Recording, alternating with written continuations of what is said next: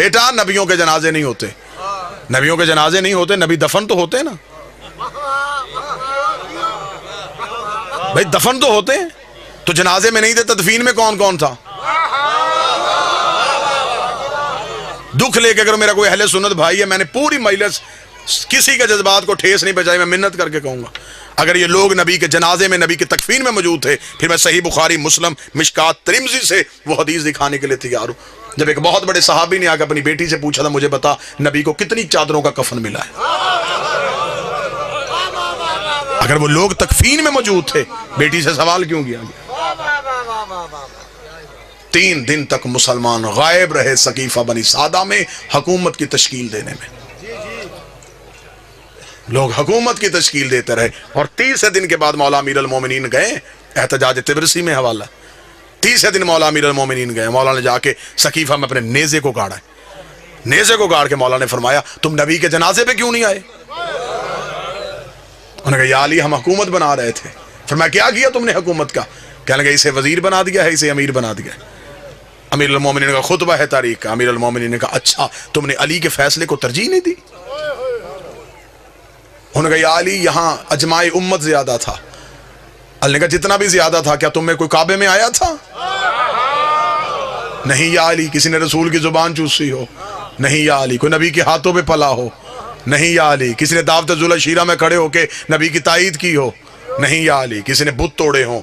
نہیں یا علی کسی نے ہجرت کی ہو؟ نہیں یا علی کوئی مدینے میں رسول کے ساتھ چلتا رہا ہو؟ نہیں یا علی کوئی فاتح خیبر ہو؟ نہیں یا علی کوئی کل ایمان ہو؟ نہیں یا علی کوئی یعصوب الدین ہو؟ نہیں یا علی کوئی قائد غر المجلین ہو؟ نہیں یا علی کوئی فاتح درین ہو؟ نہیں یا علی کوئی نقطہ بائے بسم اللہ ہو؟ نہیں یا علی کسی نے انگوٹھی دے کے ولایت خریدی ہو؟ نہیں یا علی کسی کے دروازے پہ تارا کمی بن کے آیا ہو؟ نہیں یا علی کسی کی بطول جیسی بیوی ہو؟ نہیں یا علی کسی کا حسن جیسا بیٹا ہو؟ نہیں یا علی کسی کا حسین جیسا بیٹا ہو؟ نہیں یا علی کسی نے نبی کے ہاتھوں اپنا اعلان ولایت کروایا؟ نہیں یا علی اتنا کہنا تھا یا علی گھوڑے کی زین میں بیٹھے، علی نے نیزہ سقیفے سے اکھاڑ کے کہا تم جتنے بھی زیادہ تھے میں تمہیں کہہ دوں میں بھی نکاح سے، میرا باپ بھی نکاح سے، میرا دادا بھی نکاح سے، ہم نکاح والوں کے بیٹے ہیں، گناہ والوں کے بیٹے رہے۔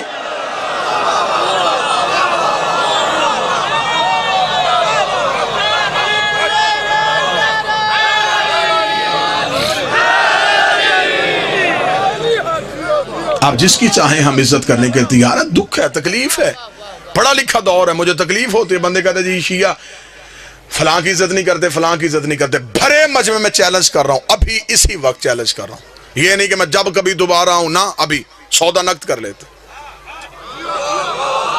جس کی عزت کروانا چاہتے ہو تم مجمع سے نام لو، میں منبر سے کردار پڑھتا ہوں۔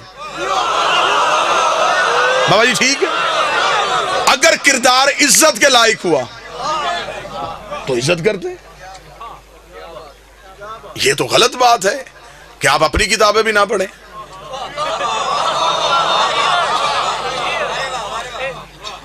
ہمارے اوپر دوہری ذمہ داری ہے، ہم اپنی بھی پڑھیں پھر آپ کی پڑھیں، پھر ان میں سے چیزیں نکال کے آپ کو دکھائیں۔ او میری جان اپنی کتابیں تو پڑھو۔ معیار کیا ہے؟ دیکھیں قطن یار ہم شیعہ اتنی محبت کرنے والے لوگ ہیں، جو گھوڑا نبی کے بیٹے سے وفا کر گیا ہم آج تک اس کی شبیہ بنا کے چوم رہے ہیں۔ کیا یہ محبت کی علامت نہیں؟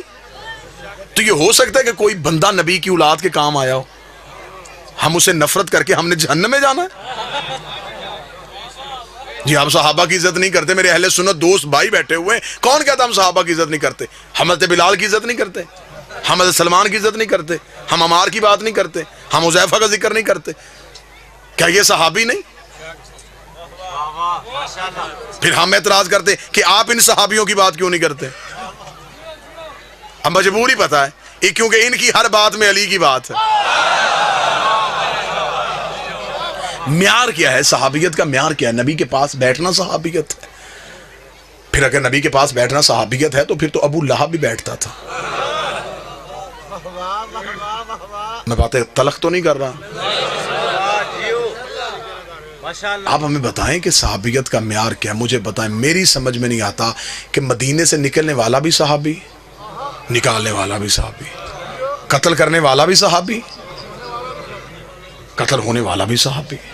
معیار صحابیت کیا ہے؟ طے کر لیتے ہیں، قانون بنا لیتے ہیں. شیعہ سنی جھگڑے دیہاتوں سے ختم ہوتے ہوتے شہروں تک چلے جائیں گے.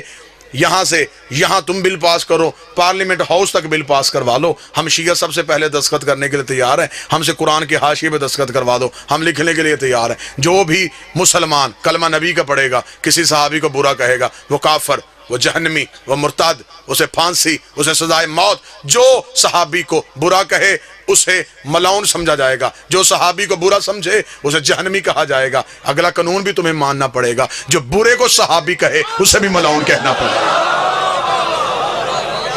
شیعہ مرتا مر جاتا ہے، یزید کو رضی اللہ نہیں کہتا. ایک لمحے کے لیے گھروں میں بیٹھ کے سوچو کہ اسلام تمہیں کیا دے کے گیا ہے.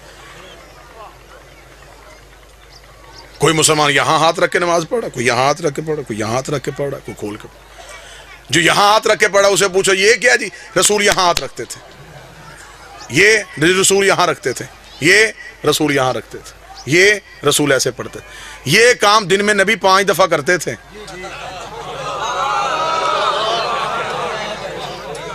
اور امت ابھی تک یہ طے نہیں کر سکی کیسے کرتے تھے. غدیر تو ایک دن آیا تھا.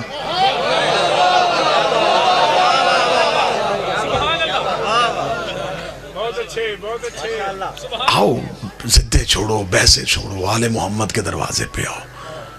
ان سے بڑا کائنات کا بادشاہ کوئی نہیں ہے. نبی کے بعد وسیلہ یہ ہے، نبی کے بعد ہدایت کا سارا سلسلہ ان کے پاس ہے.